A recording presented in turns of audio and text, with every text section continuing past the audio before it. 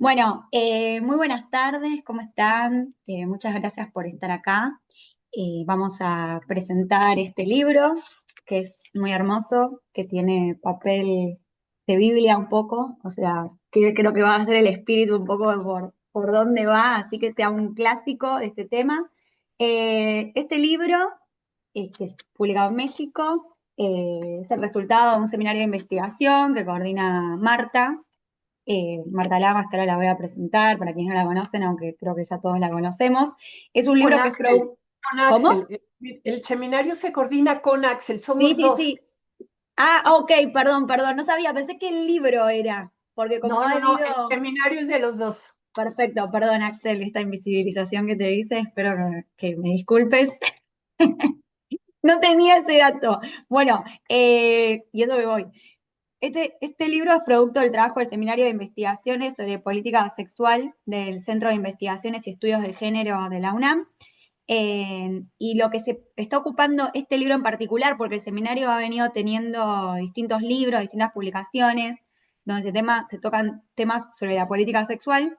En este en específico se trabaja el giro a la derecha en diversas regiones, incluido Latinoamérica.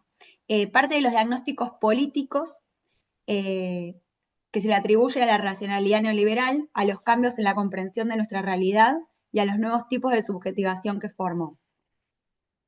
Una tarea de los movimientos progresistas ha sido justamente analizar tales cambios. Nosotros, como integrantes del Seminario de Investigaciones sobre Política Sexual para los Feminismos y Movimientos de la Diversidad Sexual, nos preocupa el conservadurismo moral y sexual que viene apareciendo en esta ola de nuevas derechas. Sin embargo, y para no caer en la simplificación, reconocemos que esta agenda no es privativa de los partidos tradicionales inscritos en la derecha, sino que está en amplios sectores del espectro político, incluidos los considerados progresistas.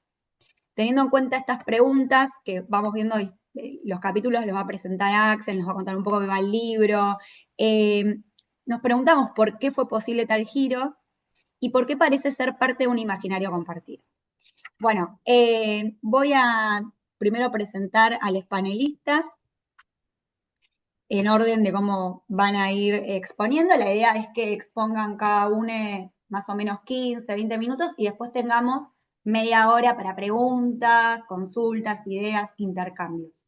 Obviamente pueden seguir más allá de este espacio en específico. Esta actividad también decirles que es una actividad conjunta que hicimos entre el IDAES y el Gino Germani, así que bueno, también es algo lindo con Mirna, nos parece, porque son dos institutos que vienen pensando, vienen trabajando, y que en Argentina se siguen preocupando por las ciencias sociales, que como saben están siendo sumamente, como todas las ciencias, muy vapuleadas. Bueno, para comenzar, va a presentar entonces primero Axel. Axel es doctor en filosofía por la Facultad de Filosofía y Letras de la UNAM. Realizó una estancia postdoctoral en el Centro de Investigaciones sobre América Latina y el Caribe de la UNAM del 2019 al 2021, una estancia doctoral en los archivos Husserl de la Universidad zu Köln de Alemania. Actualmente realiza otra estancia postdoctoral en el CIEG UNAM. Pertenece al Sistema Nacional de Investigaciones, perdón, de Investigadores de México, el SNI, y coordina junto con Marta Lamas, acá está, me había pasado, perdón, nuevamente, el Seminario de Investigación sobre Política Sexual en el Centro de Investigaciones y Estudios del Género de la UNAM.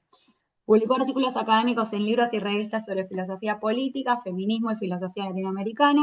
Sus líneas actuales de trabajo son filosofía feminista, masculinidades, investigar las nuevas derechas, la filosofía política, la política sexual y más general las subjetividades e identidades.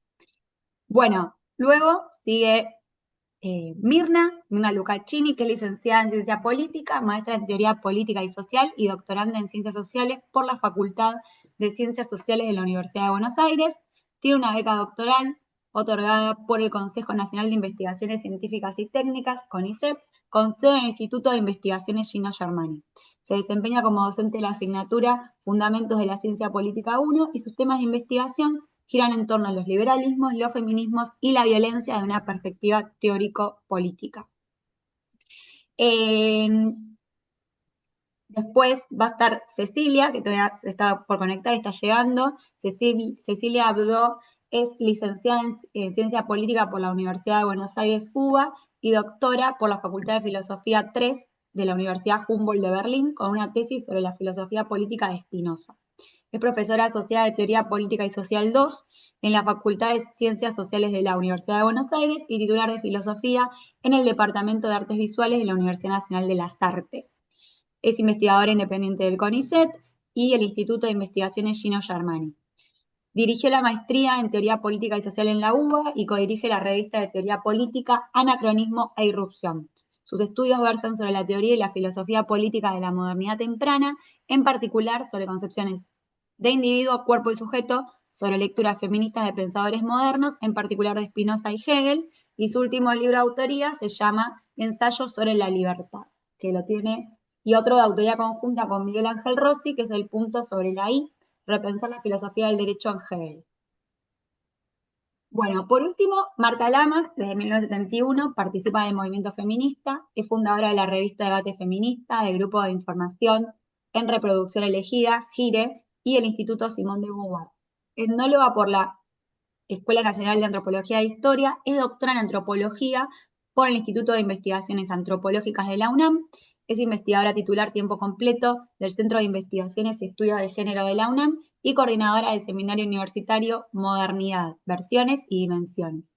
Pertenece al Sistema Nacional de Investigadores Nivel 3, tiene 11 libros como autora y 5 como compiladora, junto con más de 150 ensayos publicados.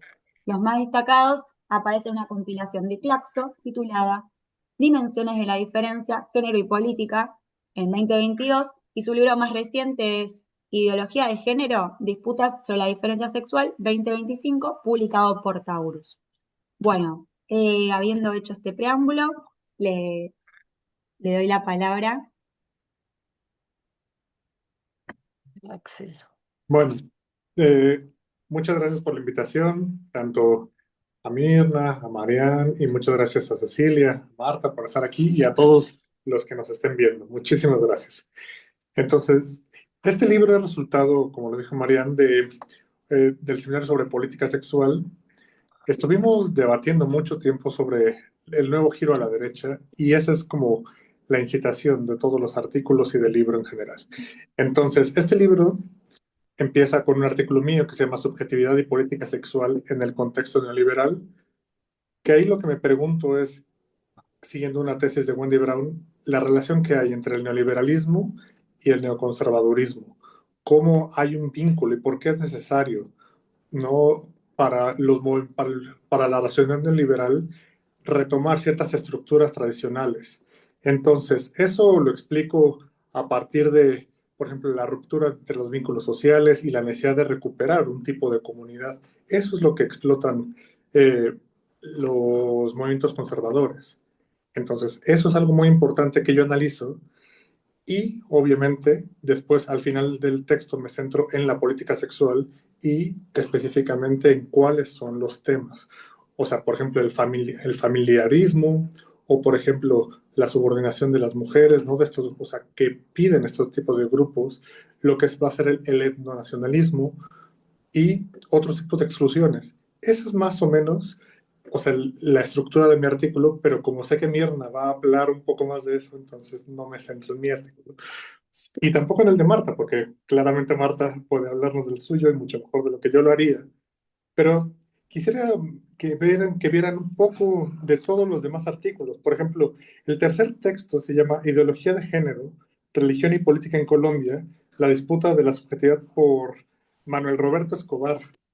Y Roberto, allí lo que hace es ver la disputa política que hay en torno al concepto de ideología de género y lo que ha pasado en Colombia. ¿Cómo es que un concepto como el de la ideología de género puede meterse hasta la cocina, es decir, en los acuerdos de paz? Entonces, allí Roberto lo que hace es explicarnos un poco, o sea, de los grandes problemas que han tenido, de cómo se ha configurado primero un sujeto que implicaba las transformaciones progresistas y cómo los políticos colombianos han hecho todo lo posible para, o lo que serán las cruzadas católicas, se le llama así, Entonces, para atacar los derechos y las políticas de las y los diferentes. Entonces, esto es lo que va a explicar Roberto en este artículo, que es muy interesante. Ajá. Y bueno, esto es nada más, o sea, es interesante, pero, es que quisiera decir muchas cosas, pero la Axel, tesis de... tomate el tiempo que quieras, tranqui, no hay apuro, así que vos Ah, contanos. Placer escucharte. no, es que, por ejemplo, o sea, lo que empieza Roberto es mostrando cómo hay un discurso que ha sido desde la Iglesia Católica, porque yo creo que ese es uno de los ejes fundamentales de un montón de artículos de aquí. Latinoamérica es una de las regiones que está dominada también por la religión católica. Entonces no hay posibilidades de pensar el giro a la derecha sin el catolicismo. Entonces allí es donde empieza a notarse el contexto colombiano. ¿Por qué? Porque las iglesias, y lo que muestra Roberto es cómo la iglesia católica y las iglesias protestantes, pentecostales, han hecho vínculos. Entonces, podrán estar en desacuerdo en muchas cosas, pero no en la concepción que hay de las relaciones entre, o la diferencia que hay entre los sexos, o la diferencia, o el tipo de subordinación que están pidiendo para ciertos grupos de personas, sobre todo la exclusión de todos los grupos LGBTIQ+.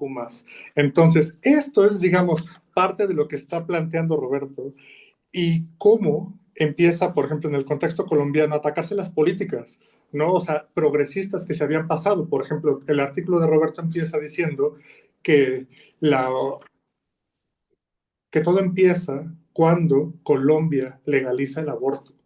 Entonces, cuando hay una legalización formal, constitucional del aborto, empieza una reacción conservadora y es una reacción organizada.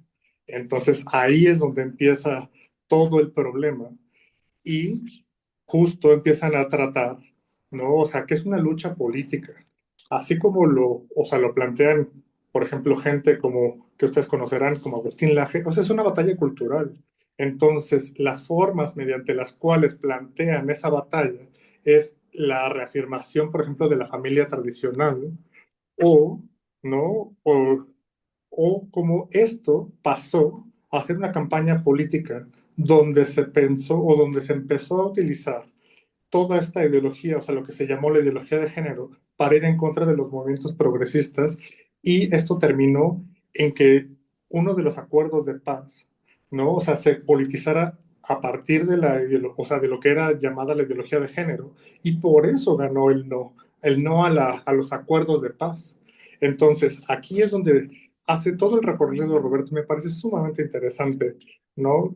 Cómo a partir de algo que parece ser ajeno, ¿no? A la política de los espacios, por ejemplo, con un acuerdo sobre política, digo, sobre acuerdos de paz, está ahí metido el concepto de ideología de género y es así como lo han estado jugando los movimientos de derecha más conservadores. Entonces, eso es para mí lo más interesante del artículo de Roberto, ya lo podemos discutir un poco después, pero, y digamos, el capítulo que sigue es de Víctor Hugo Ramírez, que es un investigador mexicano, pero que vive en Francia.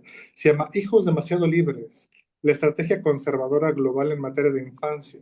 Y eso también es sumamente importante, porque el giro conservador, el giro de las nuevas derechas, no solamente está planteando o sea, la familia tradicional, sino también está creando otro tipo de sujetos como las infancias para atentar o atacar algunos postulados progresistas. Esto es más o menos lo que va a plantear, o sea, Víctor en todo el artículo. Obviamente, al ser un politólogo mexicano, se centra mucho en el caso de México y empieza diciendo que México nunca ha sido un paradigma de progresismo, pero que íbamos un poco mejor. Pero en el momento en el que empieza a haber cambios sustantivos en la legislación, en la sociedad, que va a haber cambios, por ejemplo, en libros de textos para las escuelas primarias, secundarias, hay un backlash. Y entonces, esto es más o menos lo que nos está planteando. Entonces, él lo que hace es un análisis comparativo de lo que pasa en México, de lo que pasa en Perú, lo que pasa en Brasil. ¿Ah? Y en todos ellos la idea es más o menos la misma, la creación de un sujeto que son las infancias que tienen derechos eh, que no tendrían por qué politizarse. Y lo que muestra justamente es que o sea, que no pueden politizarse o que no deben sexualizarse. Y lo que muestra es cómo ese es digamos, un, eh, o sea, cómo es un error, porque cualquier sujeto tiene que politizarse, cualquier sujeto es sexual. Entonces, aquí lo que hace Víctor muy interesante es justamente plantear cómo estos casos se llevaron incluso a la Suprema Corte y cómo dictó la Suprema Corte mexicana en favor del derecho del gobierno a enseñar sexualidad en las escuelas primarias. ¿Ah? Y justamente lo que dicen es que la familia tiene derechos a enseñarle a los hijos ciertas cosas, pero el gobierno tiene la necesidad de explicar, ¿no? De manera más o menos científica, más o menos objetiva, qué pasa con la sexualidad, con el cuerpo, con todas las cosas. Y entonces, este es el punto básico, pero como bien lo muestra Víctor, esto más que ser un discurso científico es una narrativa para pelear en el campo político esa batalla cultural y cómo van a ser las estrategias conservadoras las que están planteando un tipo específico de educación sexual, ¿no? Entonces, esto es un artículo muy interesante, el de Víctor, ¿no? Y después llegamos a una parte que a mí me gusta mucho, que es como todo el problema del aborto en México, o sea, que está disgregado en 3 artículos. El primero es de Jimena Quintero, que se llama Catolicismo y tipificación del aborto en México, del pecado sexual a delito femenino. Y otra vez, lo que nos muestra, tanto este como los otros 2 artículos que van a seguirle, es que en México y en Latinoamérica no puede pensarse como estas regresiones a la derecha, si no es desde un imaginario religioso.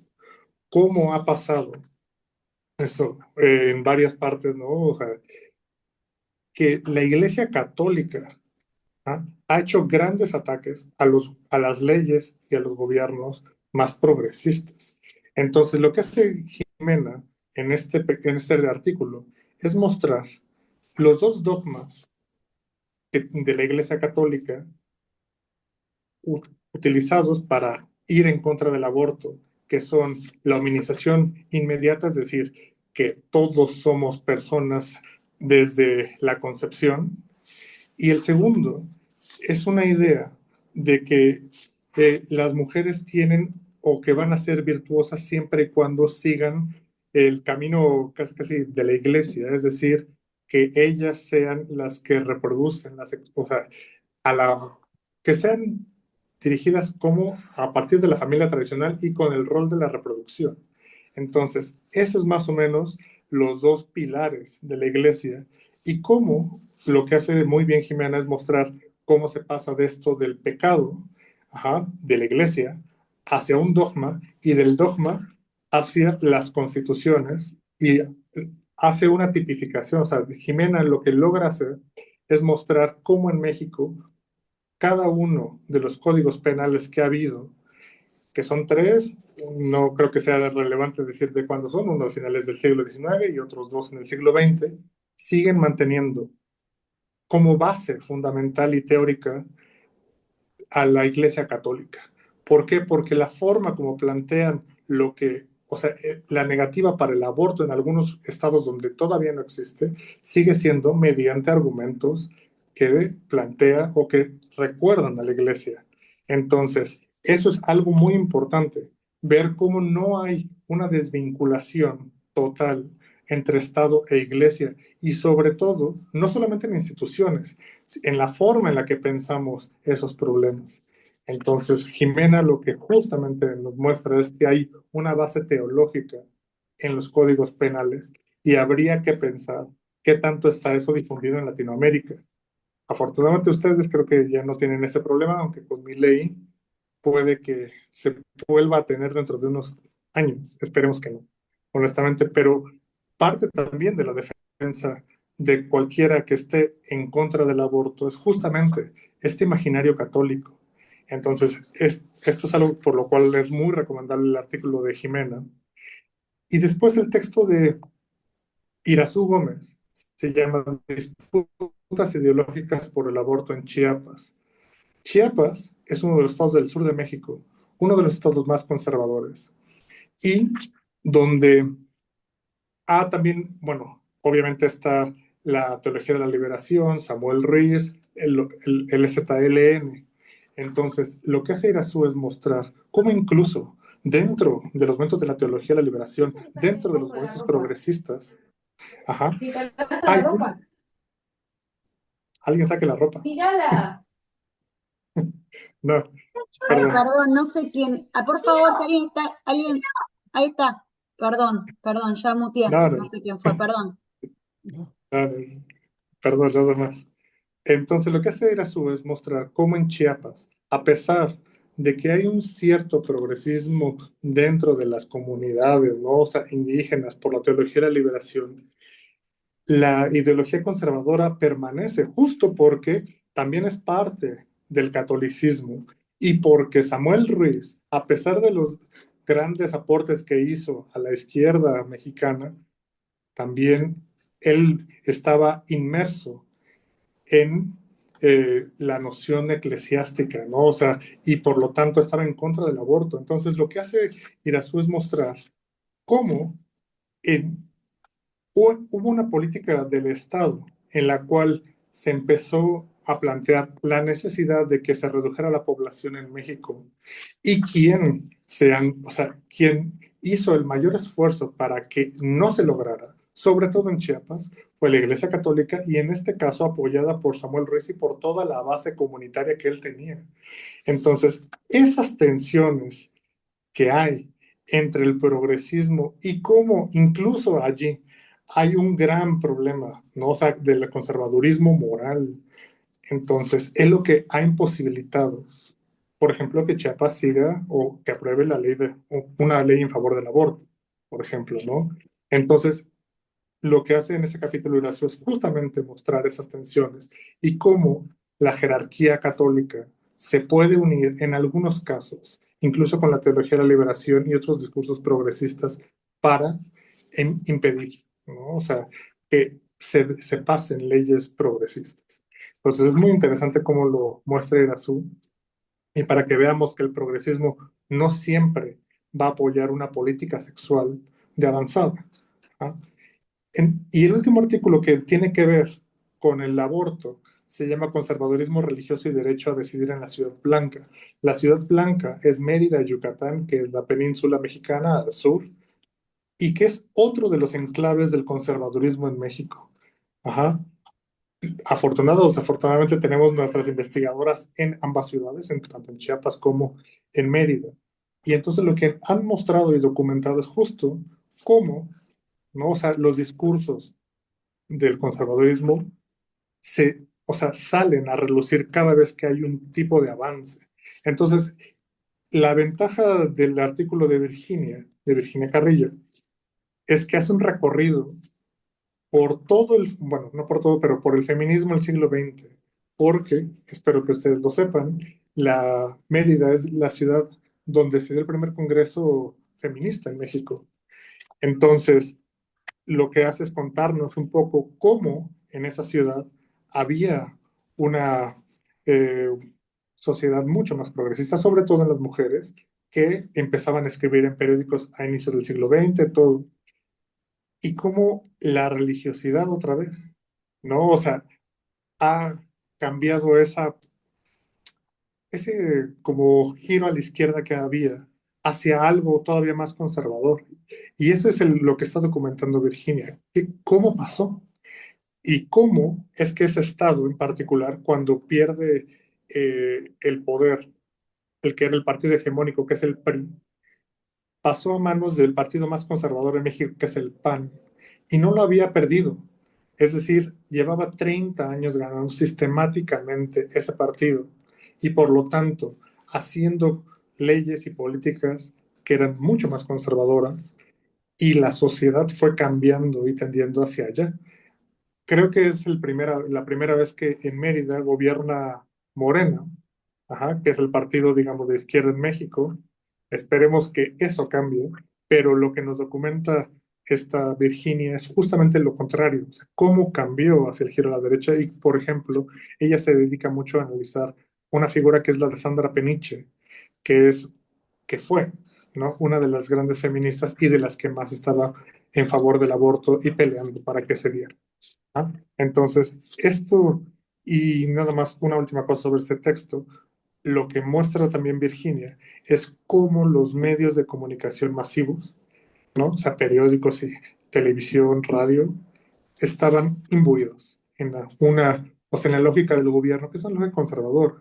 Entonces, frente a cada posibilidad, ¿no? de progresismo, había un ataque sistemático para cualquier figura que intentara, ¿no? O sea, decir algo distinto en favor, por ejemplo, del aborto, ¿no? Entonces, eh, para mí es también otro gran texto, porque nos muestra lo que es México, lo que significa vivir, ¿no? Con un Estado que no logra desprenderse por completo de la Iglesia y de la racionalidad católica, ¿no? Entonces, para mí es una cosa muy interesante.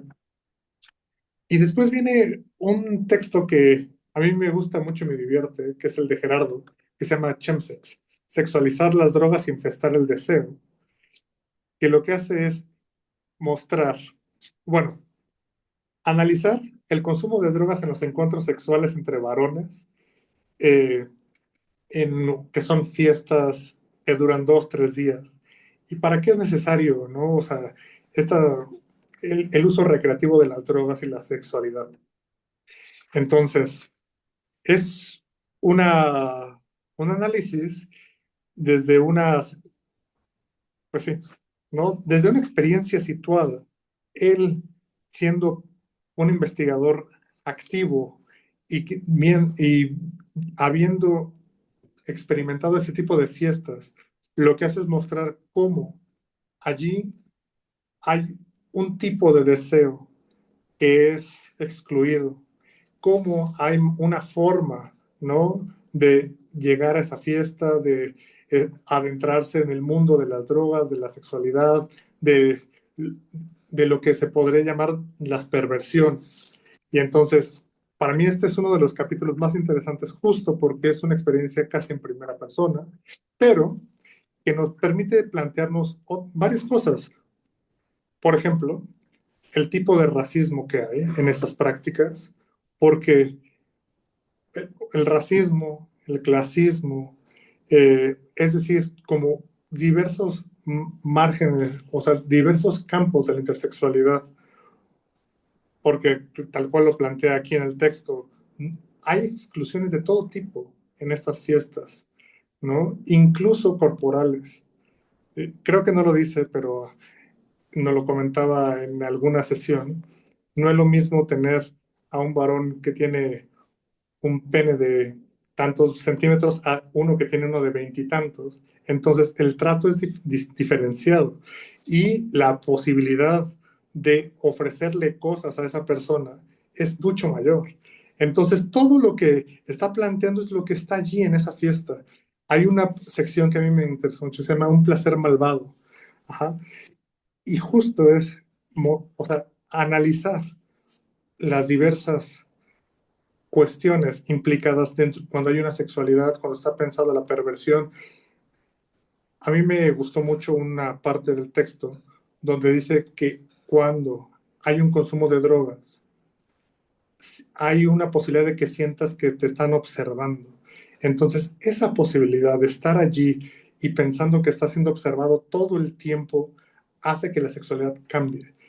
Entonces, todo esto que está planteando, que es el capital erótico, y cómo cambia, ¿no? O sea, a partir de la clase, del color del piel, la corporalidad, creo que es una gran experiencia, ¿no? O sea, para alguien que no lo ha tenido, y que nos permite pensar, ¿no? O sea, ¿qué es el tipo de política sexual que queremos? ¿Qué significaría una política sexual progresista que no tenga los marcos de referencia necesariamente moralistas, decir eso está bien, eso está mal? ¿Qué significa verdaderamente ser libres? ¿No? Entonces, a mí me interesa mucho eso. Y el último capítulo que se llama Política Sexual desde la Burocracia Callejera, que es de Ana María Martínez Ordóñez. Es un análisis de la burocracia callejera. ¿Por qué? Porque ella lo plantea en el inicio, dice, no importa qué tan progresista sea una ley, una constitución o cualquier reglamento, la interpretación final que se hace de esa ley o de esa constitución va a venir de la gente de a pie, de los burócratas callejeros, es decir, de los policías, de las personas que están en una estación vendiendo, por ejemplo, un boleto del metro o vendiendo algo, un servicio. Entonces, ellos son los que van a aplicar la regla. Y en esa aplicación es cómo se va a plantear lo que es la verdadera política sexual que rige a las personas. Entonces, lo que ella hace es analizar el caso del metro en la Ciudad de México. Ajá. Axel, Y perdón que te interrumpa, sí, ya podemos ir. uh-huh. Gracias. Nada más un segundito, nada más así, ya es el último capítulo porque el último No, sería el de falta, ustedes. falta el de Mirna Pero y eso lo Mariana. explican ellas. Bueno, pero no digas que es el último. Ah, no, perfecto. No, nada más rápido. El de Ana María lo que hace es mostrar cómo las personas dentro de una cultura como la mexicana, que es conservadora, tiene muchos problemas para aplicar una ley progresista. Entonces el policía cuando le dicen, y hace unos meses pasó en la Ciudad de México, hay un vagón especial, vagones especiales para mujeres, había una mujer trans que quería entrar a esos vagones y una policía no la dejó pasar. Entonces la ley es progresista, la política pública es progresista, pero hay alguien que está allí dando acceso y que no lo era tanto. Entonces, ahí es donde está la tensión interna entre qué es lo que va a pasar, ¿no? Y entonces, esto es un gran texto donde lo que analiza es ese problema, ¿no? Las tensiones que hay. Ahora sí, el último artículo del libro es el de Mirna y el de Marianne, que se llama sobre la libertad de la política sexual, de la incorrección política de Javier Milei, que ellas nos hablarán. Muchísimas gracias, Axel. La verdad que una lectura muy general, aparte muy atenta, así que bueno, después vamos a comentar. Bueno, ahora sí, Mirna. Bueno, hola a todos, ¿cómo están? ¿Se escucha bien? Bueno, estoy muy contenta de estar haciendo esta presentación entre Germani y Elidades y entre Argentina y México. Así que, bueno, quería empezar agradeciendo primero a Mariana por la posibilidad que me dio de escribir con ella en una coyuntura en que las palabras ayudaron a pensar un poco la cosa y a sanar, y también a Marta Lamas y a Axel Rivera por permitirme formar parte del libro y del encuentro también que lo hizo posible. Felicitaciones por todo el trabajo y también por un objeto precioso. Hace un ratito circuló la tapa, me parece que quedó realmente muy lindo. Y también agradezco hacer la presentación acá en Argentina junto a ustedes y a Cecilia y a todos quienes están acá. Creo que este libro es una contribución indispensable en estos tiempos y creo que es importante que nos encuentre pensando y aportando desde las ciencias sociales como estamos haciendo ahora. Yo voy a leer porque, bueno, me quiero ajustar al tiempo y lo medí, así que, bueno, voy a leer lo que les traje. Intentaré entonces presentarles algo del libro a quienes están hoy acá para darle una vuelta a esta coyuntura que nos toca como latinoamericanos. Creo que el aporte de este libro es fundamental a la hora de rastrear las alianzas conservadoras que se repiten en distintos países de América Latina, sus estrategias comunes y sus lenguajes, que no se limita a diagnosticar, sino que deja las pistas que sirven como anzuelo en la construcción de un horizonte con una política sexual progresista en un contexto adverso. Pero tampoco se trata de ver en estas derechas mundiales y latinoamericanas una radical novedad. Más bien señala continuidades. Ve la pregnancia que tienen los discursos religiosos en la estigmatización del aborto, la oposición a la educación sexual, y cómo impactan la legislación, al mismo tiempo que se conjugan con ideales de blanquitud.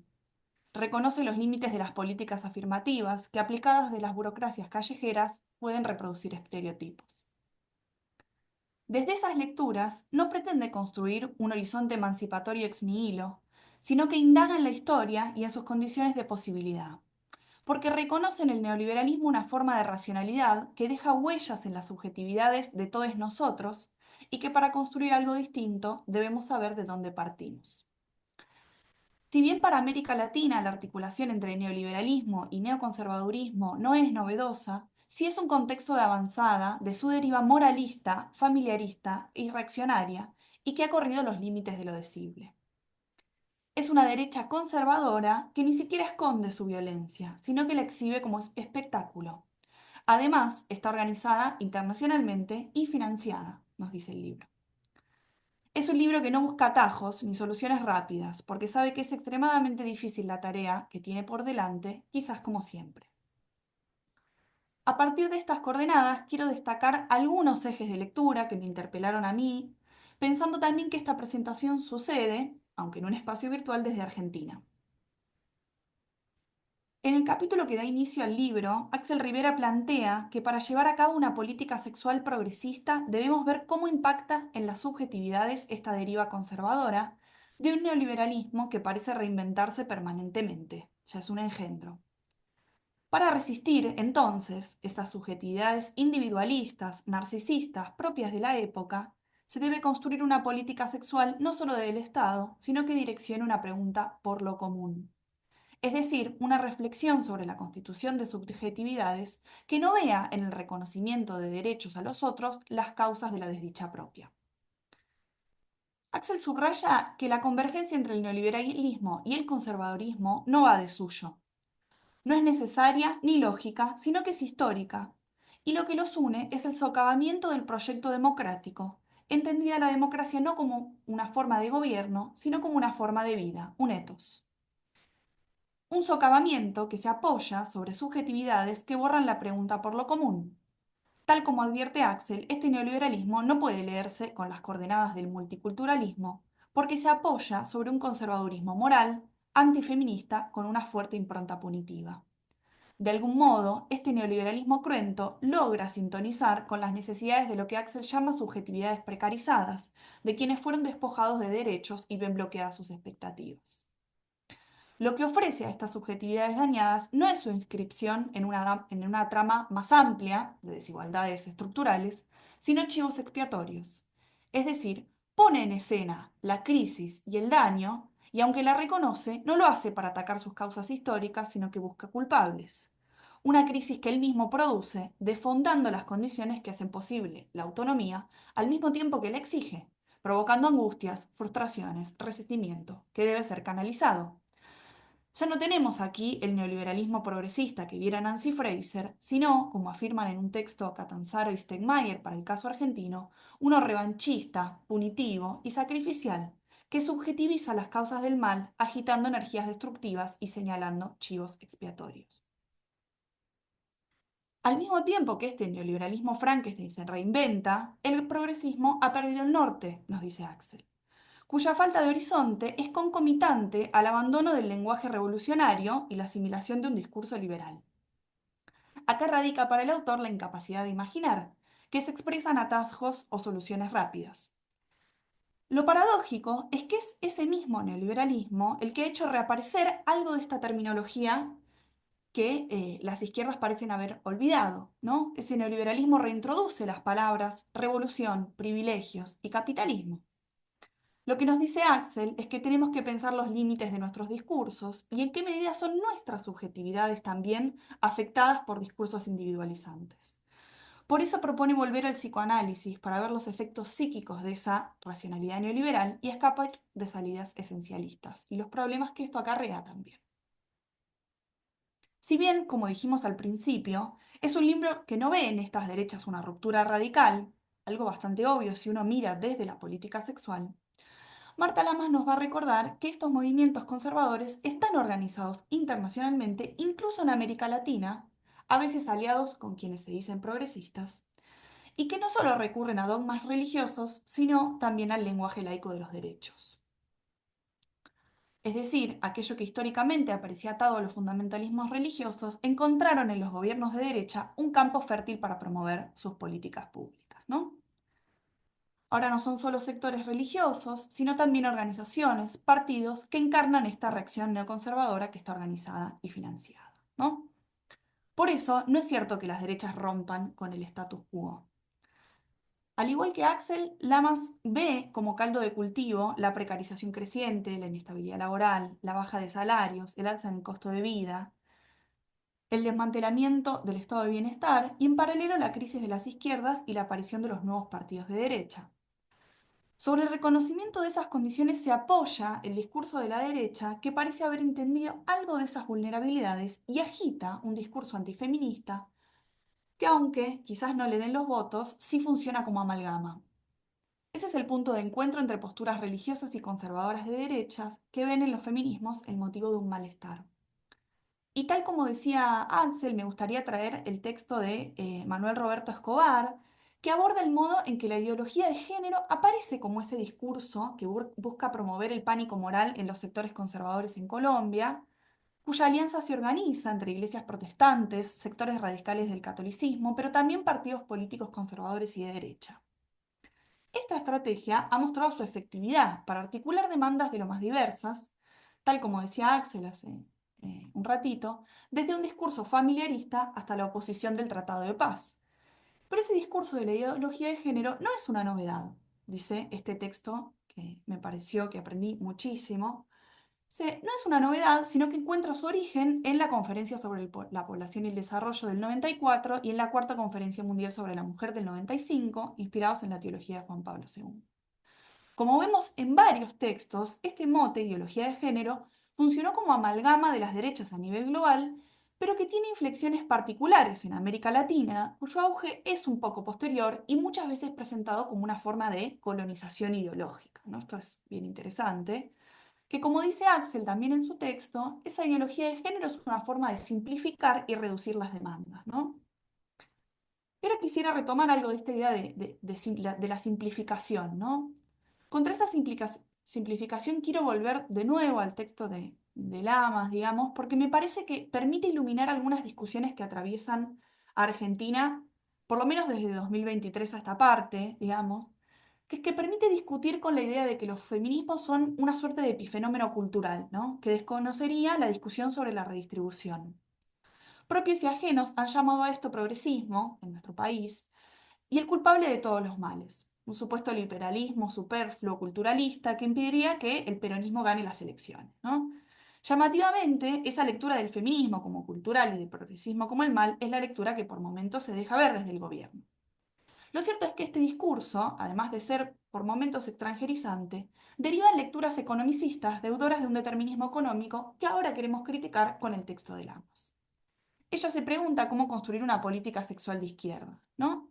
Y busca inspiración en dos momentos, digamos, que yo no desconocía, no el de los 60, pero el episodio sobre la República de Weimar me pareció muy interesante, se lo mandé a algunos amigos germanófilos que trabajan en la República de Weimar, digamos, que bueno, son dos momentos de mucha ebullición del siglo XX, ¿no? La revolución sexual de los 60 en Estados Unidos y su impacto sobre las feministas radicales, y ese momento donde aparece este instituto de sexualidad en Weimar, como a principios del siglo XX, ¿no? Ella busca en la izquierda freudiana de la primera mitad del siglo y encuentra que quienes desde el psicoanálisis y el marxismo consideran a la sexualidad como una dimensión insoslayable de la lucha de clases, ¿no? Y nos invita a pensar también en la liberación sexual del pueblo trabajador y que la miseria y la opresión sexual también son parte de la explotación capitalista. Esto me recordó un texto de María Moreno que leí hace poco en la revista Porvenir, donde también recurre al psicoanálisis para hacerle decir a Marx que quizás entendió los límites de su propia teoría, y cito el texto de María: no solo de pan vive el hombre y la mujer, dice, y la cruda licencia, el placentero desenfreno y la más obscena desenvoltura que advierte en la cuadrilla, que es un episodio que ella encuentra en un texto de Marx, le recuerdan a su contracara, y ahora cita a un psicoanalista que dice: para quien la revolución es aquello capaz de proveer a cada uno su partener erótico y un trabajo acorde a sus pasiones. Lamas ubica a los derechos sexuales y reproductivos como una dimensión central de la ciudadanía democrática, al mismo tiempo que cuestiona la idea de sexualidad subordinada a la procreación. El programa político que recupera, el Sexpol, buscaba promover la educación sexual en las escuelas al mismo tiempo que atender al problema de la vivienda, ¿no? O como dice María Moreno, trabajar y coger. Lamas encuentra en el psicoanálisis la posibilidad de despatologizar las prácticas homoeróticas y dice que ahí es donde debemos buscar, para construir una política que no sea identitaria ni esencialista, sino que retome el saber psicoanalítico del inconsciente como horizonte para una justicia sexual. En esta línea también quiero traer el texto de Gerardo Mejía Núñez, que me pareció muy interesante sobre el fenómeno chemsex, como una práctica de experimentación sexual con drogas que creo que no solo abre nuevos campos para pensar la libertad sexual, sino que también posibilita otros modos de hacer ciencias sociales, ¿no? Y me parece que ese aporte es muy interesante eh, y recoge desde la experiencia, desde su propia experiencia, una forma de hacer ciencia no desde un discurso patologizante o estigmatizante que reduce el peligro, sino que busca dar cuenta de los aspectos subjetivos de estas prácticas que están atravesadas por dimensiones de raza, clase y capital erótico, en el marco de una estigmatización propia del tipo de drogas que se utilizan en esos encuentros y los sectores sociales que participan, ¿no? Estas preguntas ponen en escena la dificultad que muchas veces tiene un discurso jurídico o sanitarista a la hora de abordar estas cuestiones, algo que Pecheni llamó la tensión entre secas y mojadas o la dificultad que tiene el lenguaje jurídico para dar cuenta de la justicia erótica. Por nuestra parte, con Mariana escribimos nuestro texto hace 2 años, ¿no? En un momento de mucha confusión, donde buscamos hablar del mileísmo, pero también marcar algunas continuidades con el macrismo, ¿no? Y decía hace un segundo que pensaba en esta coincidencia. Nosotros escribimos ese texto entre las pasos y la segunda vuelta electoral, digamos, y el balotaje, ¿no? En un momento de mucha ebullición, ¿no? De mucha confusión. Eh, Qué bueno que nos acompañamos, digamos, y a partir de las palabras, no sé si nos ayudó a sanar, pero sí nos hicieron compañía, ¿no? Esas palabras, ¿no?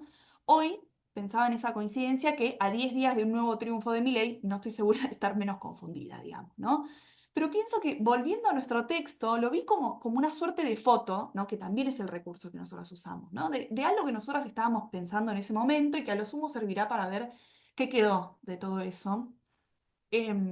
Por ejemplo, decimos, bueno, hay un changüí es decir, una ventaja que tenía porque no tenía experiencia política y bueno, hoy ya eso no es cierto, ¿no? Pero buscamos trazar en ese texto los sentidos que el macrismo, el mileísmo y el peronismo kirchnerista configuraba en torno a la libertad y a la democracia y aceptamos que algunos consensos que creíamos inamovibles hoy están corridos, ¿no? En todo caso, Marian, después si quieres sumar algo. Pero nosotras buscamos retratar también que el discurso familiarista que estaba de manera más evidente en Macri no se ajusta del todo a Milei, ¿no? Aunque él sostiene abiertamente un discurso antigénero como el que pronunció en Davos, por ejemplo, ¿no? Pero Milei tiene un discurso desinhibido, ¿no? El de la motosierra, y que no apela a un repliegue doméstico, ¿no? No parece tener una doble moral, ¿no? Hay una suerte de amoralidad en Milei, como dicen Catanzaro y Stegmayer en el texto que les mencioné antes, o como dice Losigio, conjuga al mismo tiempo moralidad y amoralidad, ¿no? De un modo paradójico. Como decíamos ahí, hay un discurso contra la política y la casta que todavía parece encarnar, un discurso antifeminista, antiestatista y antidemocrático, pero que ya no expresa el liberalismo optimista del primer tramo del gobierno de Cambiemos, sino un neoliberalismo que expone su dimensión violenta. Por eso, el lenguaje que tenemos desde la izquierda para impugnar a la derecha aparece por momentos como insuficiente. Aunque algo de esta confusión persiste, creo que este libro deja algunas coordenadas significativas para pensar estrategias de resistencia y de futuro. Y ahora sí, para ir cerrando, creo que todos los textos de este libro, de un modo u otro, buscan pensar las condiciones de posibilidad de una política sexual que sea democrática. Van dejando anzuelos, coordenadas y discusiones que permiten ver en qué medida es posible seguir pensando la democracia desde el respeto a la pluralidad y un grito de libertad sexual. Es desde aquí que los feminismos y los movimientos LGBTIQ+, profundizan la democracia. Contra una forma de libertad de sujetos individualizados e hiperresponsabilizados al mismo tiempo, los feminismos han pensado otras formas de experimentar la libertad. Ejercida siempre en relación, inserta en tramas más amplias, experimentada pública y colectivamente. Expresión de eso, en Argentina, fue la marcha antifascista, que se apoya sobre una historia de resistencia al modelo económico y político neoliberal y que busca establecer articulaciones más amplias de demandas que convergen, no sin contradicciones, pero que se encuentran en la calle en el medio del desamparo. Esta es la contribución de este libro a la democracia, una idea de igualdad que se opone al privilegio, pero no a la diferencia. Es decir, una que no supone seres intercambiables, sino que recoge la importancia de las singularidades, y que la construcción de una comunidad política supone el reconocimiento de singularidades irreductibles y se compone por los distintos, para construir también formas de libertad en el encuentro con los otros y las otras. Bueno, eso. Muchas gracias, Mirnus. Bueno, ahí van dejando algunos comentarios, después los retomamos. También pueden ir dejando comentarios en el chat. Bueno, ahora le vamos a dar la palabra a Cecilia. Cecilia, bienvenida. Te presentamos al comienzo, no sé si llegaste a escuchar. Te escuchamos muy atentamente. Perdón que llegué tarde. Muchísimas gracias, Mariana. Muchísimas gracias a Axel y Marta, es un honor. Y Mirna, que me dijo de estar acá. Es un gusto grande presentar el libro. Acabo de venir de México también, así que es como seguir escuchando el acento que me encanta. Yo preparé una presentación breve que no es exhaustiva, creo que Axel fue muy claro en esa exhaustividad, sino lo que me dio a pensar, en mucho coincide con lo que viene diciendo Mirna. Es fantástico poner a discusión este libro en nuestros contextos entre México y Argentina, así que voy ahí. Bueno, el libro que presentamos, Demonizar el deseo, aproximaciones a la política sexual, coordinado por Marta Lamas y Axel Rivera, reúne diversos artículos que son producto del trabajo del Seminario de Investigación sobre Política Sexual del Centro de Investigaciones y Estudios de Género de la Universidad Nacional Autónoma de México.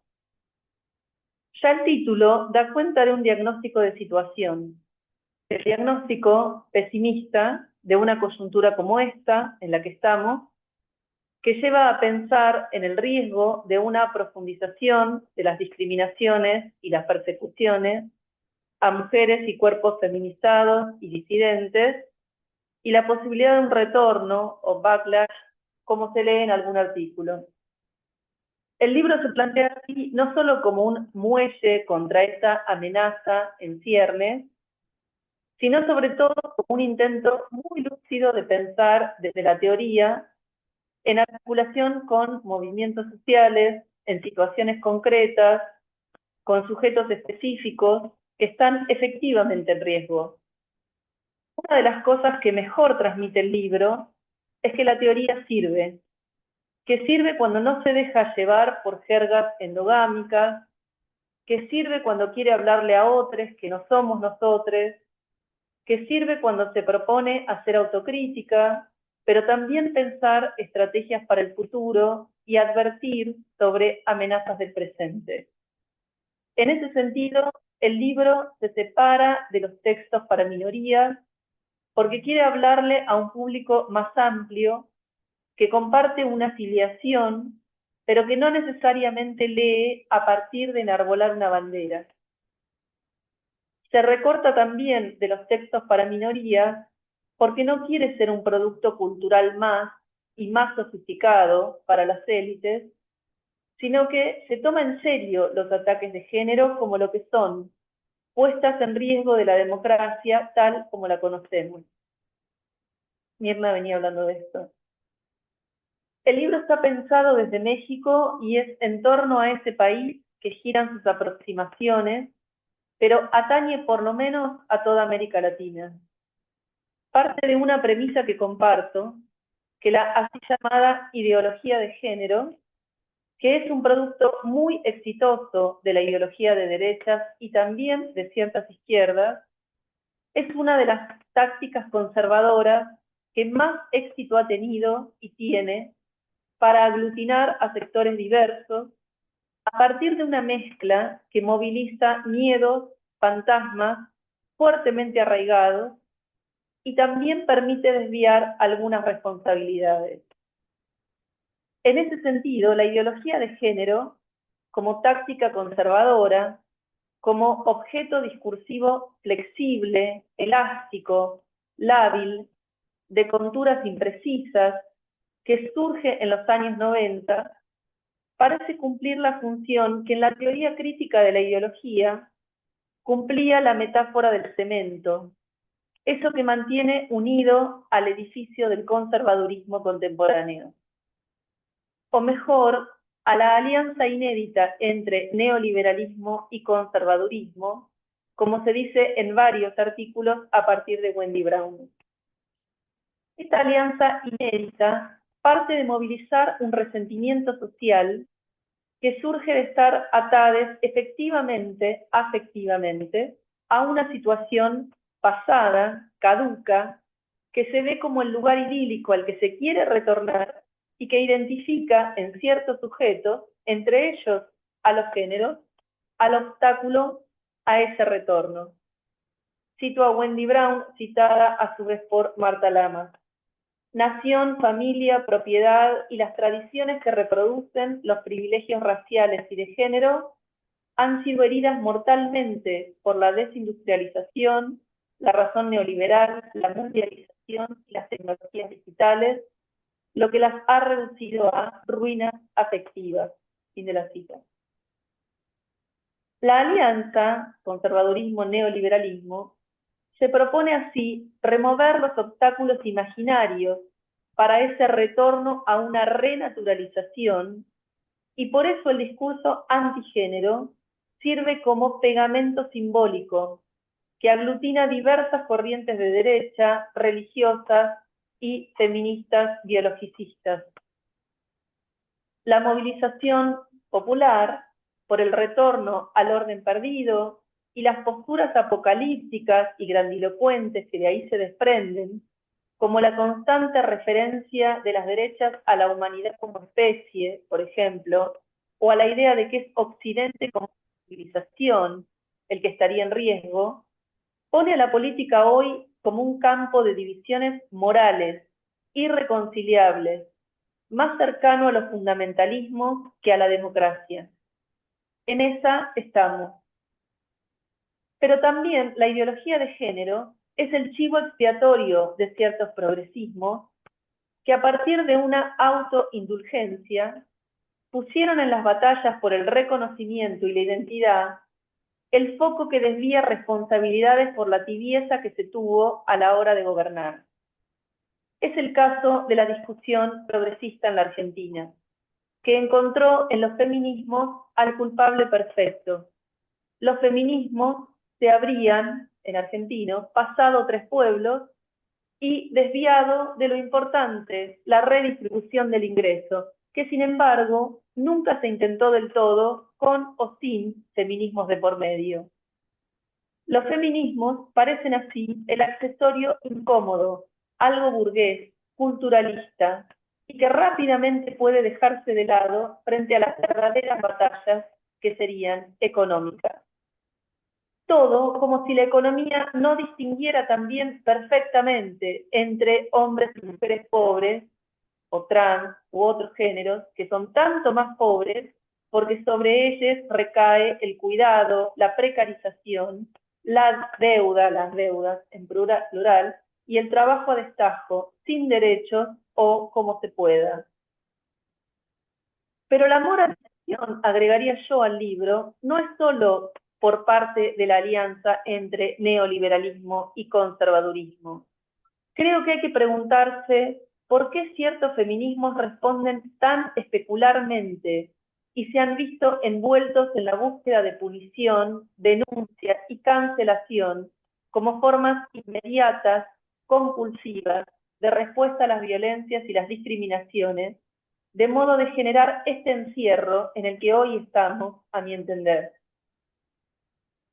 Por eso, creo, un gran punto de este libro es la recuperación por parte de Marta Lamas de la política sexual, lo decía misma, que en los años 20 intentó la confluencia entre marxismo y psicoanálisis. Esto es, pensar qué acciones concretas se precisan aún hoy para poder lograr una justicia sexual para todos. Esto es, una distribución equitativa de accesos a goces y placeres, lo que supondría también no solo otras formas de educación, sino también una política consistente de viviendas populares, un acceso a terapias psicoanalíticas gratuitas y una difusión masiva a través de medios de comunicación de educación sexual integral. Leo de la página 81 del texto de Marta. Es impresionante, pero realmente impresionante, la vigencia que tienen hoy en día algunas de sus propuestas, entre las que, además de la abolición de la ley contra la homosexualidad, estaba la distribución gratuita de medios anticonceptivos, acompañada de una amplia propaganda, abortos gratuitos en las clínicas estatales, garantías laborales y asistenciales para embarazadas, creación de albergues para madres e hijes, abolición de la prostitución con el combate de algunas de sus causas, como el desempleo, la doble moral sexual y la ideología de la castidad, la lucha contra las enfermedades sexuales mediante una campaña masiva de educación y divulgación sexual, profilaxis masiva y educación sexual de la juventud, prevención de la neurosis y las perturbaciones sexuales con la correspondiente educación sexual, formación de personal médico, pedagógico y asistentes para atender los problemas concernientes a la vida sexual y, a la par, incluía el desarrollo de directrices pedagógicas sexuales, prevención de la delincuencia sexual y creación de centros terapéuticos para enfermos sexuales, protección a la niñez y a la juventud de la violación y violentación por parte de adultos, etc. El SECPOL, el movimiento de convergencia entre marxismo y psicoanálisis que tuvo a Reich como figura central y que obviamente fracasó con el nazismo y no solo con el nazismo, ponía a la sexualidad como un problema de primer orden dentro de la lucha de clases. Su fracaso, su tinte aún hoy utopista y radical, se añora, y su reconstrucción es fascinante en el artículo de Lamas. Es fascinante porque siempre que ella escribió justicia sexual en el texto, mis lentes argentinos leyeron sistemáticamente justicia social. Y fue una buena tergiversación porque ambos son indisociables. Una pregunta para hacerle a Marta sería el por qué el énfasis en el conocimiento como pilar de una ciudadanía sexual y por qué no dar cuenta de las críticas al psicoanálisis desde los feminismos. Otro punto central del libro, que también comparto, es su crítica al victimismo como posición cómoda de los feminismos, y más allá de ellos también, ¿no? Aparece esta crítica en el análisis de la política del metro de Ciudad de México de Ana María Martínez Ordóñez como lugar seguro, como privilegio de mujeres y disidencias. La relación entre victimismo y política de segregación, de seguridad, de gueto, refuerza el carácter de tutelado del sujeto a proteger y apunta no a cierta igualación, sino a un trato preferencial que refuerza muchas veces estigmatizaciones. Otros tutelares parecen ser niñes, en el gran artículo de Víctor Hugo Ramírez García. El texto analiza los conflictos en torno a libros escolares que hablan de educación sexual integral y cómo esos conflictos muestran algo más que una mera circunstancia. Estaríamos, afirma el autor, ante una nueva relación entre familia y Estado. Y coincido también. El texto recupera un liberalismo posible a partir de enfocar en cómo la jurisprudencia mexicana separó entre dos intereses, el de padres, madres y el de niñes, que no tienen por qué ser iguales ni convergentes. Recuperar la noción de interés, lejos de ser anacrónica, es una jugada muy relevante del texto para poder dar cuenta de cómo se puede pensar a las infancias como sujetos de derechos. También la Argentina tuvo ese conflicto, agrego, en los libros de texto que se propusieron desde la provincia de Buenos Aires, donde estoy ahora, y que hizo resurgir incluso entre los progresismos las imágenes de escándalo moral y la necesidad de protección de niñes, sin dar cuenta que es así como se los protege de abusos, sobre todo intrafamiliares. Lo que está en juego en la nueva relación entre familia y Estado, afirma el autor, es la república o la posibilidad de que sean los Estados quienes definan contenidos comunes de educación, más allá y hasta contra la autoridad de padres y madres. Lo que está en juego, en otras palabras, es una noción de autoridad y de lo público.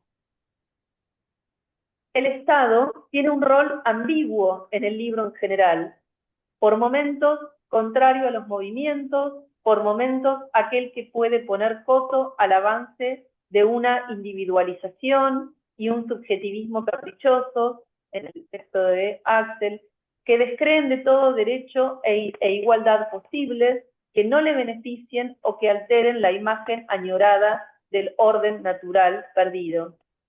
Esta ambigüedad sobre el Estado es muy interesante porque es más cercana a la realidad política que una mera denuncia del Estado o su pura lealtad.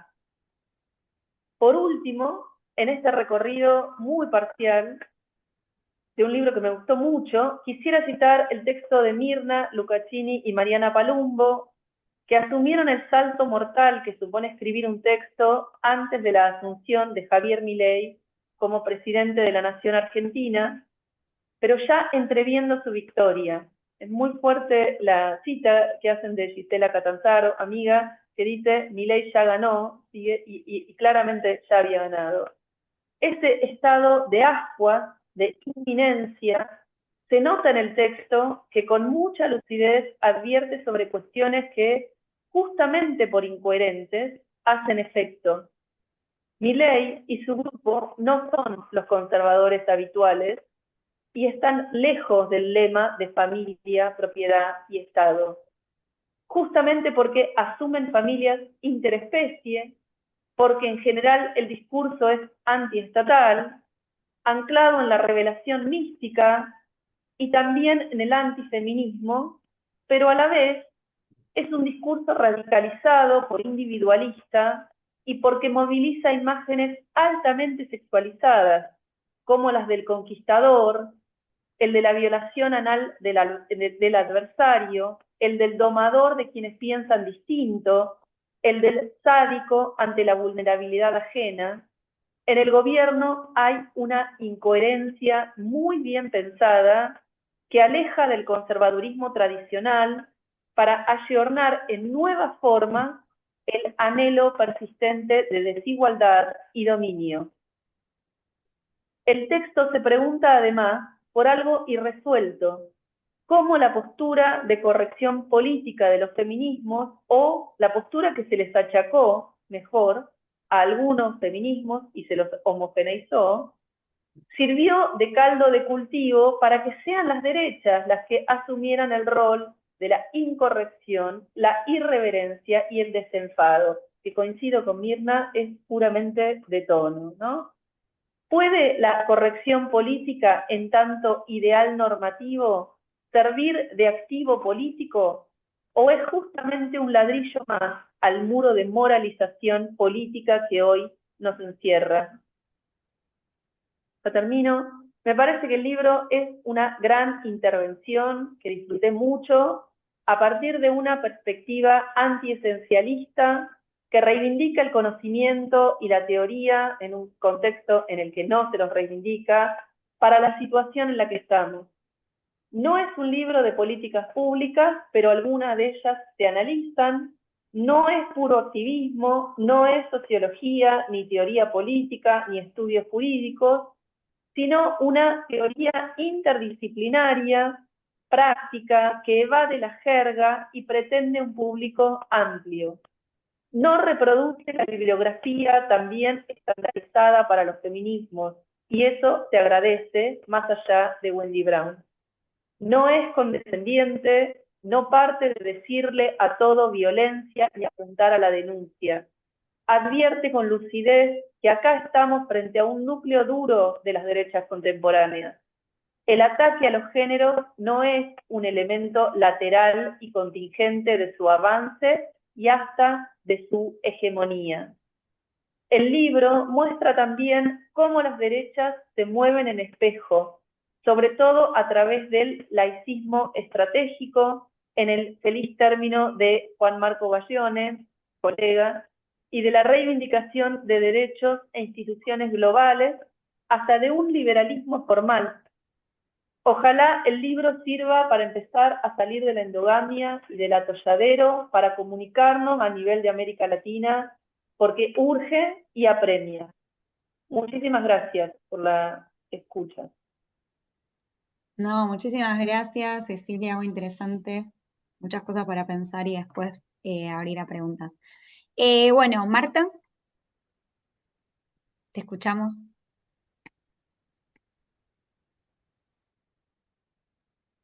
Estás muteada.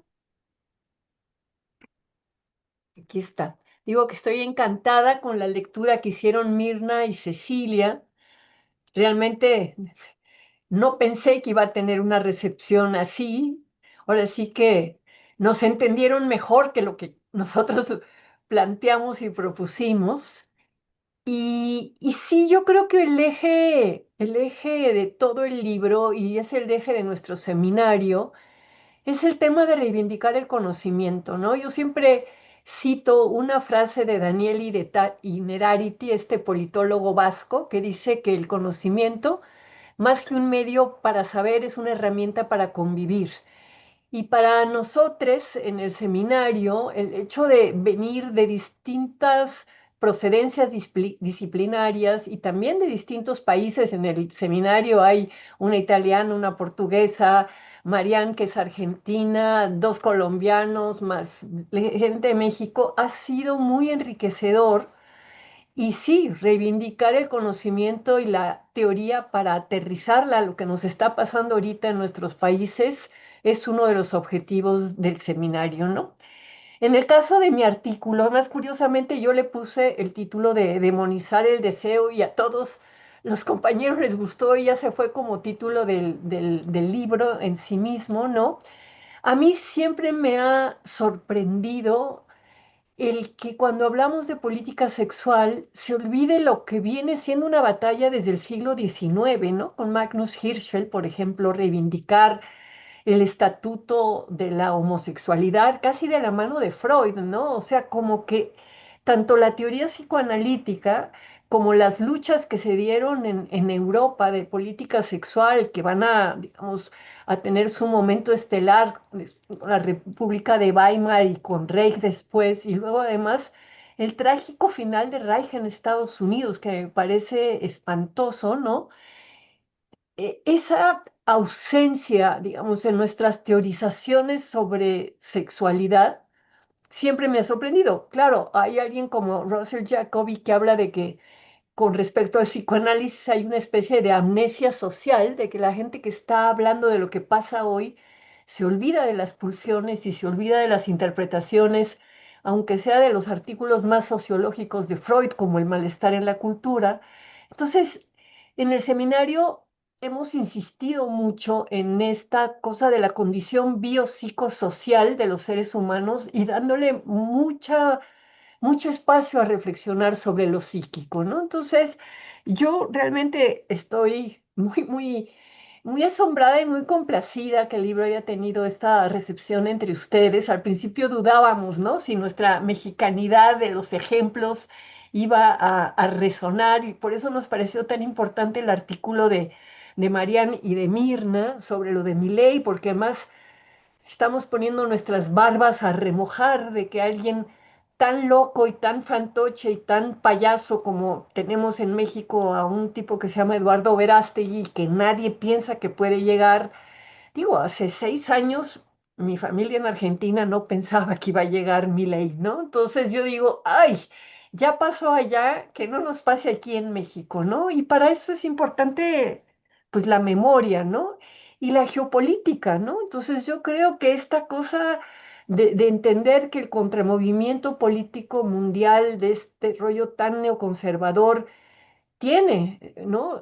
Un avance también geopolítico del fundamentalismo religioso, pero que se viste de laico y que tiene que ver con esta guerra cultural que también analizó Pablo Stefanoni, ¿no? En el tema de si la rebeldía se volvió de derecha o no, ¿no?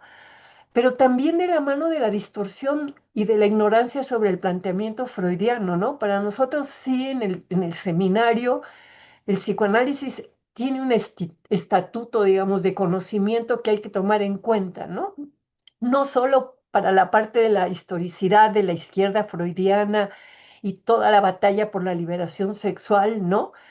Y claro, recordamos mucho lo que dice Brodel de cómo los cambios culturales son de siglo en siglo, ¿no? Y pensando desde finales del 19, lo que empieza con todo un cuestionamiento sobre que el estatuto de la homosexualidad es el mismo de la heterosexualidad, ¿no? Lo dice claramente Freud y lo va a retomar Magnus Hirschfeld y luego lo va a retomar Reich, ¿no?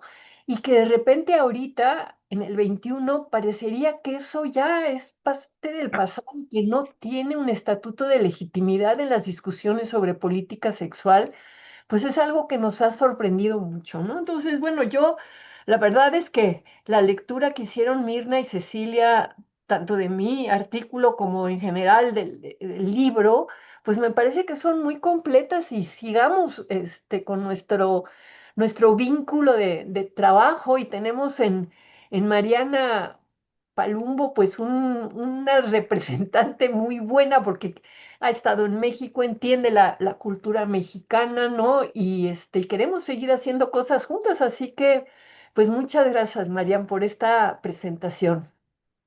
No, gracias a ustedes. Un placer escucharlas, escucharte, Axel. Y bueno, yo tengo preguntas, pero Ujú. como yo sé que acá también a Axel y a Marta les gusta la idea de conversatorio, que es en la línea que están yendo, ahora están organizando un conversatorio con Leticia Sapsay en Ujú. México, y que siempre cada una de las ideas que aparecen en sus textos están sumamente pensadas. Eso es algo que me parece muy bueno del libro. Cada cosa que se está diciendo tuvo muchas idas y vueltas, tuvo discusiones, o sea, cada texto fueron ir, volver. Que yo tuve la fortuna de escribirlo con Mirna, y Mirna también era, bueno, basta amiga de corregirlo, pero era como en el ida y vuelta, ir, volver, y que siempre en cada evolución es una idea nueva, una lectura nueva. También quiero retomar que siempre se lee muy sistemáticamente, se toma el tiempo de pensar autores. Entonces, bueno, después se toman objetos empíricos, que me gusta que Marta le dice que falta lo de la carnita, y que es tal cual, ¿no? Poder pensar siempre esta relación entre teoría y empiria. Bueno, antes de hacer algunas preguntas, ¿alguien quiere preguntar algo en el chat? Así nos tomamos más o menos 20 minutos, 25 minutos para poder conversar. Están A las ver, preguntas que Cecilia nos hizo, igual. bueno, Eh, sí, yo sí las apunté aquí, las preguntas. yo Ah, agrego, si se puede, dos preguntas más para que pensemos. Algo que ujú. me quedaba pensando un poco en relación con lo que dijo Mirna también, y también lo que decía Cecilia, es que justamente estamos en un momento que pareciera que la economía, que es por lo menos en Argentina, y pienso, bueno, que en muchos países que están estas nuevas derechas sucede lo mismo. México está siendo como una panacea en algún punto de todo lo que está pasando con el gobierno de Claudia Sheinbaum, que es como otro planeta en relación con Argentina. Es como pareciera que la economía, que está tan mal, nada, o sea, ya la gente no es que vota con el bolsillo, sino que es ideología por ideología. O sea, como que, a ver cómo decirlo, esta idea que cuando decía Alfonsín con la democracia se come, se educa, bueno, como que pienso que es como que está sucediendo lo mismo, con los pensamientos de Milei o con el miedo al peronismo, es como que todo puede suceder. Entonces, como que es, nada, todo el tiempo esta idea de va a estallar, nunca va a estallar. Bueno, ojalá que estalle en algún momento, ¿no? Pero como esto, lo ideológico hoy está explicando mucho. En un punto se Ujú. explica este voto quizás me equivoco, lo ideológico como una variable, pero más que presente, o sea, como que estamos en otro nivel, como algo por el estilo, se lo dejo a las politólogas, no quiero decir cualquier cosa. Y después pensaba cómo la incoherencia se volvió coherencia, ¿no? Y hay una metaestabilidad de la incoherencia en los discursos de estas nuevas derechas, y cómo también nosotros, cierto sector del progresismo, tipo esto, somos antipunitivos, como que coqueteamos con la incorrección política, pero bueno, yo por momentos ahora anhelo escuchar cierta corrección política, porque es un nivel de, esto, la idea del delirio, como que es todo el tiempo hablamos del delirio, y claramente este matrimonio entre neoliberalismo y conservadurismo es una nueva estabilidad que para muchos puede parecer una locura, pero que claramente está siendo la nueva coherencia. Y después, también me quedaba pensando más para Axel y para Marta, en un país que está teniendo como una mayor presencia del Estado. ¿Cómo es la relación entre individuo y Estado? Si podemos pensar esa relación, pensando en ese contexto México, contexto Argentina. Y bueno, nada, dejo esto por acá. Y bueno, alguien que quiera preguntar, alguna pregunta más, si no ya abrimos a las respuestas. Pues Bueno, no parece haber, así que si quieren avancen. si quieres, contesta tú lo del Estado, Axel, que era como más dirigido a ti. Yo quisiera Es hablar que, un poco del ah, feminismo y el carácter. Sí. vale. Yo tengo una posición también ambigua con el Estado, como se nota en el libro y como lo señaló Cecilia, porque el Estado es necesario para la política progresista. Y aquí, o sea, en mi artículo nada más toco una pequeña parte, sobre todo con las nuevas derechas. Y, por ejemplo, mi ley es un caso excepcional para entender esto del Estado, o sea, del minarquismo, etcétera, ¿no? O sea, ¿qué es lo que estaban pensando? O sea, ¿qué piensa la derecha acerca del Estado más allá de, bueno, es el mal, ¿no? Encarnado, esa es más o menos la idea. Pero ¿por qué? Y yo cuando me puse a analizar los textos de la derecha argentina, sobre todo, el texto de Laje es muy claro. Es porque retoman autores, o sea, que venían de la tradición, ¿no? O sea, como Hayek o Mises, ¿no? Que eran austríacos, que habían salido por el totalitarismo nazi. Y entonces ellos sí tienen una idea de Estado igual a totalitarismo. Entonces, allí es donde está el eje de lo que ellos llaman el eje del mal. Entonces, lo que tenemos que mostrar es que hay otras formas de Estado, que el Estado no es el Estado totalitario, que las formas y las instituciones estatales pueden generar un piso de bienestar. Entonces, ahí es donde está la disputa política para entender al Estado. Porque sin el Estado, o sea, las instituciones estatales actuales, ¿no? ¿Qué es lo que tenemos? ¿Mm? Lo que va a quedar es una vida, o sea, vidas más precarizadas. Entonces, no solamente tiene que ver con el Estado, sino con la forma en la que debe actuar un Estado. Y, por ejemplo, en el Estado mexicano, o sea, y Marta es mucho más optimista que yo en esto, o sea, no, no, o sea, es la verdad, o sea, hay formas, ¿no? Por ejemplo, lo que tenía el programa que eso sí, el de Claudia Sheinbaum, ¿no? O sea, un estado que tenga o sea, una institución basada en los cuidados. Ajá, y esa también es la propuesta, por ejemplo, de nuestra jefa de gobierno. Entonces, ahí Marta podría decir muchas cosas, ¿no? Y tal vez le dejo la palabra a ustedes. Bueno, no, bueno, yo quería contestar las preguntas de Cecilia, que me preguntó, por ejemplo, las críticas al psicoanálisis desde el feminismo. O sea, evidentemente yo no iba en este artículo, digamos, a abrir ese frente, sobre todo porque yo pienso que hay todas una serie de tendencias del psicoanálisis, por ejemplo, la escuela lacaniana francesa que está en este momento preguntándose por el deseo trans y que ha escrito unas cosas que me tienen muy impresionadas en términos de una puesta al día también de la teoría psicoanalítica con los problemas contemporáneos que estamos viviendo. Sí, digamos, creo que hay varias feministas psicoanalistas a las que yo sigo, en especial a Jacqueline Rose, una británica, ¿no?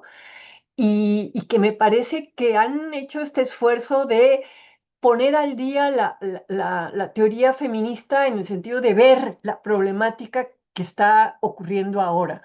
Yo sigo bastante a los lacanianos franceses, sé que en Argentina las tendencias son múltiples, no tengo muy claro el panorama. Lo que tengo muy claro es que como cultura el psicoanálisis tiene una legitimidad en Argentina que no la tiene en México, ¿no? Yo soy hija de argentinos y mamá psicoanalizada me metió en el rollo desde que yo era muy joven, entonces sí intento, aunque sea el ABC de hablarle de Freud y de los planteamientos generales del psicoanálisis, meterlos en las ciencias sociales, ¿no? Porque no hay el debate que hay en Argentina. Y sí, digamos, yo tengo como uno de mis objetivos ahora, que voy a tener un sabático el año que entra, tratar de la discusión sobre género, ideología de género, sí meterme a debatir con las feministas, estas que se llaman críticas del género, desde una postura mucho más psicoanalítica, y me voy a apoyar muchísimo en el trabajo de Jacqueline Rose y también de un grupo de psicoanalistas que están en Barcelona y que son parte de la escuela lacaniana en España, ¿no? Y la otra cosa que señalabas, Cecilia, era el tema de la crítica al victimismo, que bueno, yo es un tema que traigo desde el libro de acoso del 2018, por el cual me cancelaron y me funaron porque pues yo cuestioné si siempre era una denuncia legítima o si a veces había victimización, que creo que la hay. Acabamos de tener, hoy tenemos una reunión en la mañana, los jueves, en el seminario de política sexual que estuvo Mariana presente y estábamos comentando el evento de nuestra presidenta que en un acto público un tipo se acercó, le medio quiso besar el cuello y le agarró un pecho, ¿no?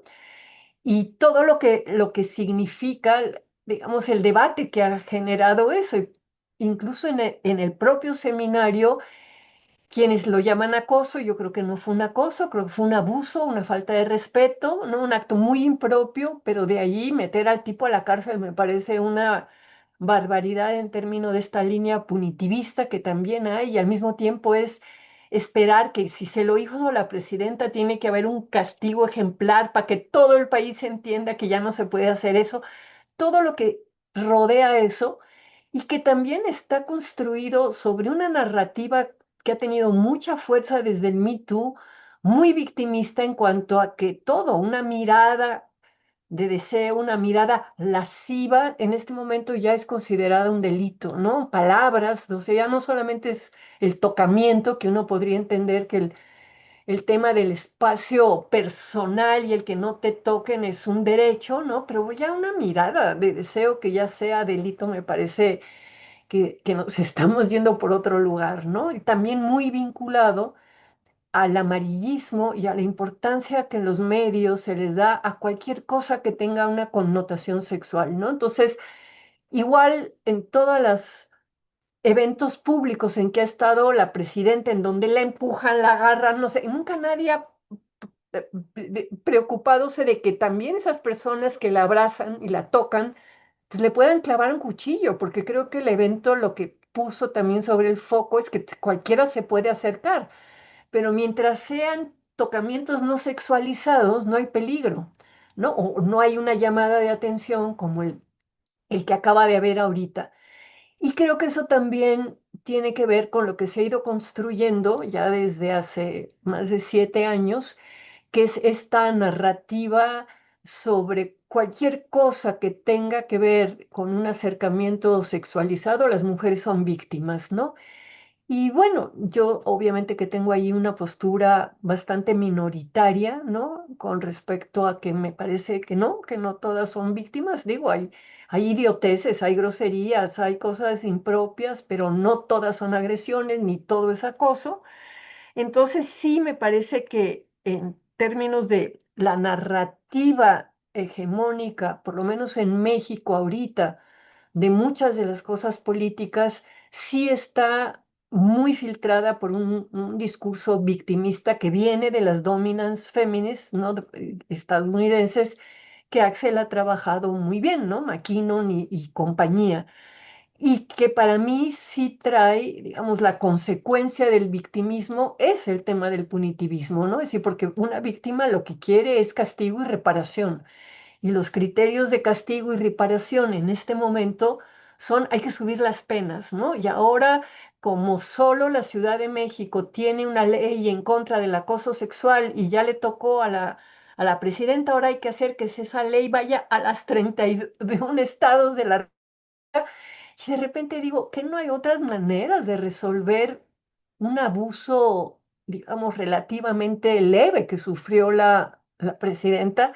Entonces, no es una postura muy popular la que yo tengo, pero sí tiene que ver con una crítica al abuso ¿no? Del victimismo, no porque no haya víctimas, claro que hay víctimas y víctimas de cosas mucho más horribles que un manoseo, que un abuso o que una mirada, ¿no? Entonces, no sé si con eso te respondo, Cecilia, pero me encantó la lectura que hiciste de mi texto y que bueno, yo a veces me siento repitiendo mis mismas obsesiones y digo, oye, ¿a quién le importa lo que pasó en la República de Weimar? ¿Y a quién le interesa a Wilhelm Reich más que a mí, no? Me da mucho gusto que te haya gustado. Gracias. Gracias.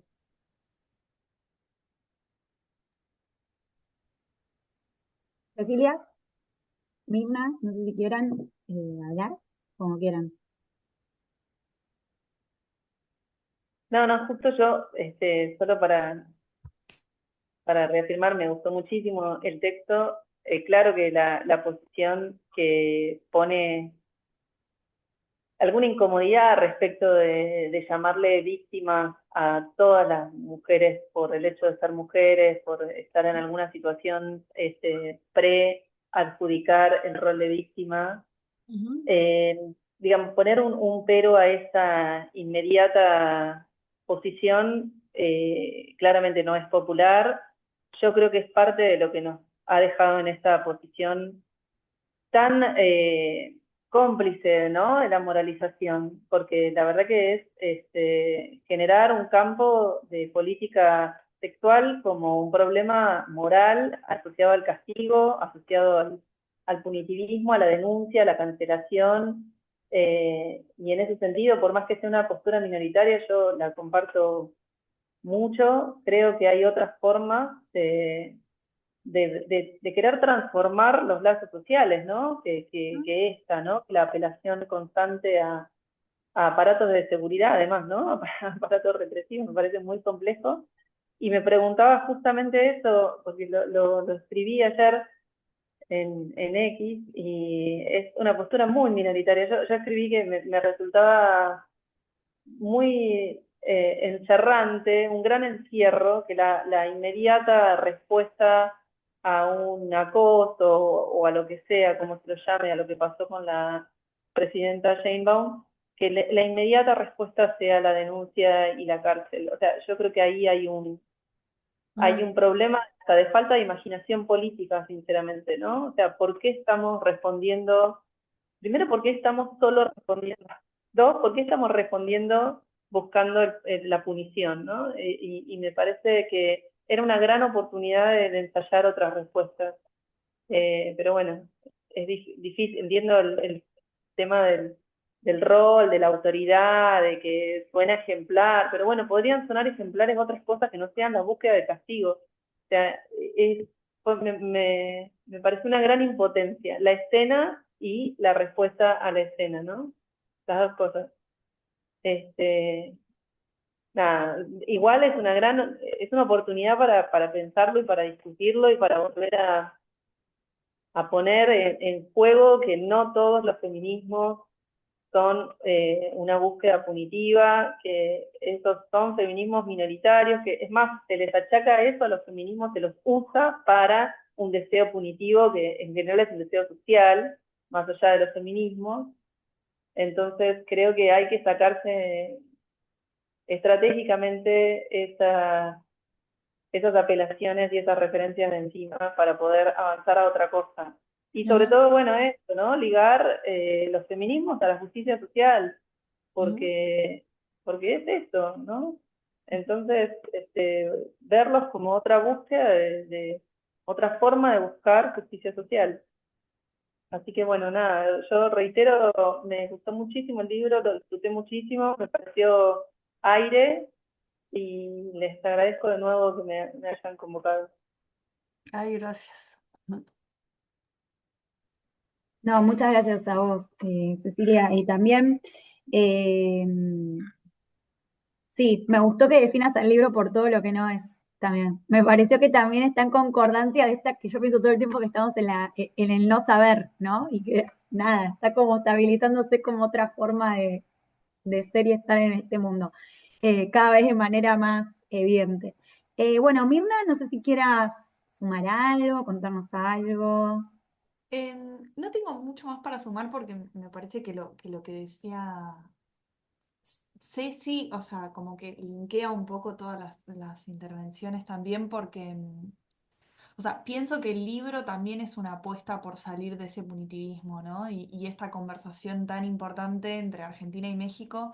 También pensaba en ese libro tuyo, Marta, y digamos lo importante que fue en ese momento, también y lo que significó eh, para nosotras acá, digamos, también leyéndote, digamos, eso fue como muy importante y pensar como la continuación de esa conversación, digamos, la celebro mucho. Sí, creo que fue importante para Argentina y eso, y para feminismos que intentan pensar como desde otro lugar. Eh, y sí, a mí el libro me encantó releerlo, me extrañé en nuestro texto, digamos, y lo que vos traías sobre mi ley, para mí es muy difícil de responder, digamos, Marian, porque creo que es como el desconcierto de estar muy cerca de otro resultado electoral adverso y qué significa todo eso, digamos, ¿no? Pero bueno, me parece que el libro va dando cuenta de esas cosas y que me parece que lo más importante es esto, ¿no? Como la contribución a pensar feminismos no punitivos, ¿no? Como con imaginaciones más amplias. Así que bueno, celebro un montón este encuentro y les agradezco a todos. Bueno, para mí fue un placer ser parte, que estén cada una de ustedes. Cecilia, te queríamos, yo por lo menos creo que tenía muchas ganas de escucharte hace un montón, así que muchas gracias por aceptar en este mundo de pluriempleo que estamos teniendo en la Argentina. Dos cosas más. Bueno, decir que ojalá que este libro sirva como método anticonceptivo para México, de lo que pueden ser estas especies de engendros del horror. Y después también, bueno, decirles que aparte de los agradecimientos, que estamos tratando de que el libro llegue a Argentina, seguimos mandando correos, está muy difícil desde este lado, sobre todo que lo entiendan, que bueno, digo, si van a ser tan neoliberales, podrían meterse un poco con el tema de importación. No, espero que no haya nadie del mundo editorial, pero que importen este libro al menos de manera fácil y que pueda entrar a la Argentina. Que cualquier cosa, igualmente, para quienes lo quieran leer, lo quieran discutir, tenemos versiones de PDF, quizás no las finales, pero tenemos algunas, no sé, perdón Axel y Marta si está bien decirlo, pero por lo menos para que pueda circular mientras. Igual más allá de eso, el libro es una pieza muy bonita, es muy lindo el diseño, el papel, y es como un libro para tener, consultar, es una compilación. A veces las compilaciones son difíciles de leer, pero al mismo tiempo son como eso que uno, bueno, quiere ver un caso de un lugar y puede tomarlo. Sirve mucho para dar clases también. Si bien está escrito por personas del mundo académico, no tiene un lenguaje cuadrado, sino que tiene un lenguaje como que lo vuelve accesible para cualquier persona que esté interesada en la temática. Bueno, les agradezco un montón. Espero Mariana, que... quería Sí, plantear sí, una Marta, cosa. Fíjate, perdón. acabamos de hacer un acuerdo con una editorial argentina, con Tinta Limón, Ah, sí, para publicar el libro de Tamar Pitch del malentendido de la víctima. Entonces el CIEG, digamos, hizo un acuerdo para que la traducción que se hizo se publicó en Tinta Limón. A lo mejor a Tinta Limón le podría interesar que les mandáramos electrónicamente el libro y ellos lo publicaran acá. No sé, perfecto. a lo mejor te interesaría esa gestión. Yo le puedo decir a la gente del publicaciones del CIEG que les haga la propuesta, Sí, pero estaría genial. de Tita Limón tendrían que conocer el libro o saber que es un libro que ustedes consideran que podría circular también en Buenos Sí, Aires, ¿no? Porque yo creo que ahorita sí se puede hacer eso. Cuando ya está armado, realmente se manda electrónicamente, nada más es la impresión en papel, ¿no? Se podría hacer una cosa en donde ya no pagan este sería derechos, ideal. Sí, cosas, ¿no? Pero yo no conozco a nadie, bueno, igual Vero Gago estaba, ¿no? En Tinta Limón. Bueno, yo la veo justo la semana que viene en un congreso, en 2 semanas, así que quizás pueda acercarme y decirle. Pero bueno, sí, hagamos yo por mi parte estoy para hacer la gestión para que esto circule, pues esta es la presentación que hicimos acá. En México se claro, hacen muchas presentaciones presenciales, entonces tampoco estaba bueno que no circule acá, aunque sea virtualmente. Nos encantaría tenerlos a Axel y a Marta, obviamente. Pero bueno, nada, un primer acercamiento y poder seguir pensándolo y seguir viendo cómo hacemos que este libro claro, circule por este lado. sí. Bueno, ahora sí, no sé si algo más quieran decir, Yo, alguien, Axel. Axel, yo quería decir algo sobre sobre el victimismo, que espero que conecte con varios puntos del libro, nada más. Y ahorita que Marta mencionó a Tamar Pitch, me llegó más en la idea, porque Tamar Pitch en este libro que citó Marta de Tinta Limón, se llama El malentendido de la víctima, dice que el El reverso del sujeto neoliberal es la víctima. ¿Por qué? Porque la víctima lo que hace es simplificar el contexto social. Antes, y ella hace un recorrido, se peleaba para evitar las opresiones. Ajá. Desde los años 70 se empieza a hablar cada vez más de víctima. Y cuando ella lo analiza a partir de la víctima y sobre todo el recurso penal, lo que hace es eliminar por completo el contexto. Lo que hay son víctimas y victimarios. Ahí es donde se elimina realmente la complejidad social. Y por lo tanto, que eso es uno de los temas que hay en el libro, se simplifica el discurso. Y en la simplificación hay otras maneras de articular, digamos, comunidad mucho más acotadas, excluyentes, todo, que son los de los giros a la derecha. Entonces, ¿por qué? Porque, y para poner el último tema, así unirlo, porque el discurso o la racionalidad política neoliberal genera precarización. Los sujetos precarizados necesitan algo, alternativas. Y entonces a esa precarización es a la que están apelando los discursos de la nueva derecha. O sea, sujetos que realmente necesitan apoyo, una solvencia. Entonces, ahí es donde está toda la cuestión. Y sobre todo porque, nuevamente, se han simplificado demasiado los contextos sociales. Entonces, esto del victimismo creo que es fundamental y nada más para hacer un, o sea, una recomendación del libro que publicaron Mariana y Marta de Ser Conflicto. Ahí hay varios textos que abordan el tema del victimismo. Bueno, buenísimo, gracias, Axel. Bueno, les dejo un beso a todas las personas que se sumaron. Vamos a subir esto a YouTube del Sharmani, así que quien quiera verlo, también lo vamos a mandar para México para que si quieren verlo, escucharse. La verdad que muy buenos todos los comentarios, o sea, sus preguntas, las exposiciones. Así que bueno, muchísimas gracias por el tiempo y por la reflexión. Hasta luego. Gracias. Sí. Hasta luego.